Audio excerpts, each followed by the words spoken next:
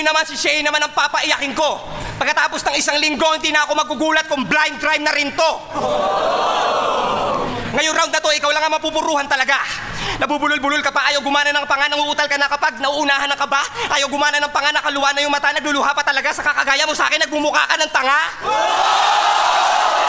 Kaya huwag ka masyadong maangas, tangina, kami ang mas kakaiba. Unang dalawang laban nyo, pinanalo lang ni Smaglas mag-isa.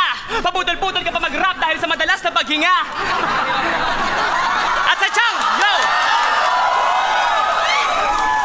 At sadyang, binabagalan lang niya yung mga freestyle niya para hindi lumabas, nakabisa. Tangina, anong rap and flip music? Bakit? Flip music ka ba? Nakapag-record ka lang 2 beses, nakala mo flip music ka na, kahit magtambi ka pa, baka kumakanta, hindi ka magiging flip music. Tanga! Pag nawawala ng panty sa bahay nila, suspect tong batang to. At madalas ka lang naman naka-V-neck kasi sakto sa korte ng baba mo.